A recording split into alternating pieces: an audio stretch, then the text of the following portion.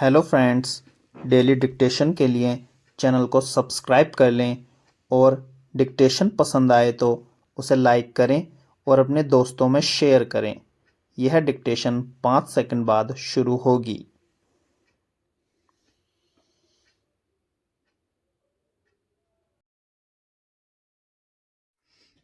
Start. प्राकृतिक उथल पुथल के रूप में कोई आपदा तबाही का कारण बनती है तो वह कई बार आने वाले उससे बड़े खतरे का आहट होती है। शुक्रवार को नेपाल से लेकर उत्तर भारत के एक बड़े इलाके में आए भूकंप का दायरा जितना बड़ा था और जितनी अवधि के लिए दर्ज किया गया उसे एक तरह से समय रहते खतरे से बचाव का इंतजाम करने की चेतावनी माना जाना चाहिए। हालांकि इससे जानमाल का नुकसान मुख्य रूप से नेपाल में सीमित रहा और वहां 150 से ज़्यादा लोगों की जान जाने की खबर आई। लेकिन इस बार धरती हिलने की जैसी प्रकृति देखी गई उससे भविष्य को लेकर कई तरह की आशंकाएं पैदा हुई हैं। गौरतलब है कि 6.4 तीव्रता वाले इस भूकंप का केंद्र काठमांडू से 331 किलोमीटर उत्तर पश्चिम में 10 किलोमीटर जमीन के नीचे था। नेपाल में इसका असर सबसे ज़्यादा देखा गया, लेकिन भारत में भी दिल्ली सहित राष्ट्रीय राजधानी क्षेत्र, उत्तर प्रदेश, उत्तराखंड और बिहार जैसे राज्यों में देखा गया, जहां काफ़ी देर तक लोगों ने धरती का हिलना महसूस किया।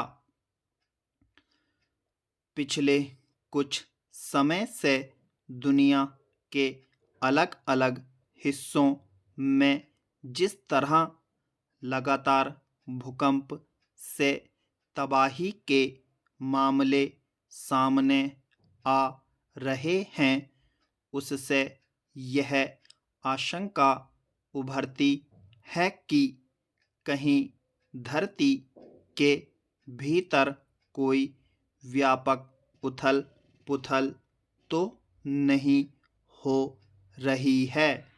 शुक्रवार को आए भूकंप को नेपाल में इससे पहले 2015 में आए विनाशकारी भूकंप के बाद सबसे घातक और खतरनाक माना जा रहा है। गौरतलब है कि 25 अप्रैल 2015 को नेपाल में 7.8 तीव्रता का जबरदस्त भूकंप आया था, जिसमें जानमाल की व्यापक हानि हुई थी। आंकड़ों के मुताबिक इसमें करीब 10,000 लोगों की मौत हो गई, 10 लाख घरों को नुकसान पहुंचा और करीब 28 लाख लोग विस्थापित हुए थे। यूं नेपाल में पिछले 3 सालों में 5.5 तीव्रता वाले भूकंप 5 बार आ चुके हैं।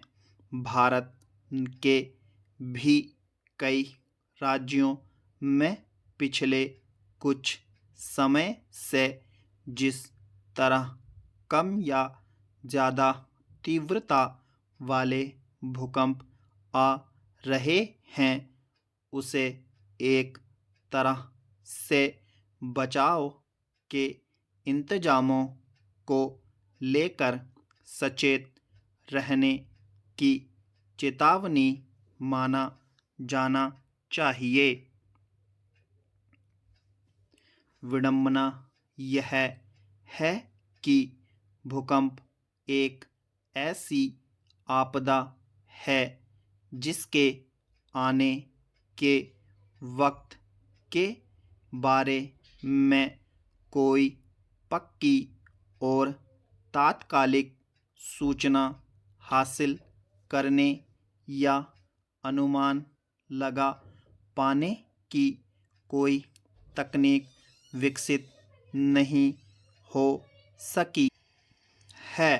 ज़्यादा तीव्रता वाला भूकंप आने के बाद यह राहत के स्वरूप पर निर्भर करता है कि कितने लोगों की जान बचाई जा सकी। इससे पहले सिर्फ यही रास्ता बचता है कि इंसान अपनी रिहाइश के ऐसे तौर तरीके और बचाव के इंतजाम विकसित करे जिसमें बड़े भूकंप में भी ज़्यादा से ज़्यादा लोगों की जान बच सके। घर बनाते समय हल्के वजन के घर या भूकंपरोधी बुनियाद पर इमारत का निर्माण अचानक आए भूकंप की स्थिति में बचाव की एक गुंजाइश देता है। इसके साथ जो इलाके भूकंप के लिहाज से संवेदनशील माने जाते हैं, उसमें भूकंप के समय घरों में फंसने पर बचाव के छोटे-छोटे इंतजामों को लेकर जागरूकता का प्रसार, खतरे की चेतावनी प्रणाली सहित राहत और बचाव इंतजामों के प्रति पूरी तरह चौकसी बरतना कुछ ऐसे कदम हो सकते हैं जिनसे जानमाल के नुकसान को कम किया जा सकता है। यह सही है कि प्राकृतिक आपदाओं को पूरी तरह रोका नहीं जा सकता है, लेकिन उससे बचाव के हर संभव उपाय किए जा सकते हैं। स्टॉप।